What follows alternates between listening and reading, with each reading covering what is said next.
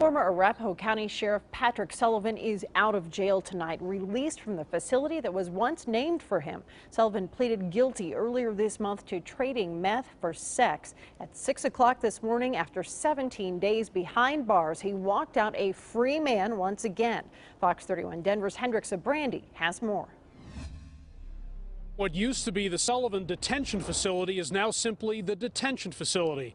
Pat Sullivan's name has certainly suffered as a result of this episode, an episode he said very little about. You said in the past you're a fighter. Can you tell us a little bit about that? It's a gag order. I have to respect the gag order. Former Sheriff Sullivan found himself back in the headlines last November when he was arrested at this Aurora house during an undercover sting.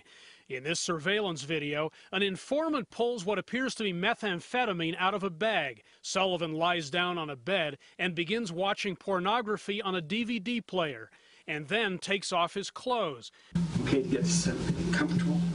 Soon afterwards, police break into the room, pin Sullivan to the bed, and arrest him.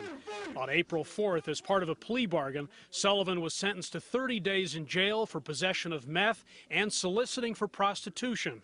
I apologize to the court, this community, and my family, he said that day. There is no excuse for my behavior. The former sheriff disgraced the badge, and he also used the badge to curry favor with the meth community, and he used that badge to have influence over a very, very vulnerable community. So I think it's an appropriate and just sentence. Sullivan was Arapahoe County Sheriff for 18 years before retiring in 2002. He became famous in 1989 when he drove a Jeep through the fence of a home to rescue 2 deputies and a teenager who'd been taken hostage by a murder suspect. Gentlemen, this is a semi-automatic, the suspect murder weapon. 23 years later, after 5 very difficult months, the 69-year-old Sullivan now begins life anew. A task force was formed to investigate the former sheriff in connection with other possible criminal activities, but nothing warranted any further charges. Sullivan's original 30-day sentence was whittled down to 17 because of his good behavior. In Centennial, Hendrik Sabrandi, Fox 31 Denver.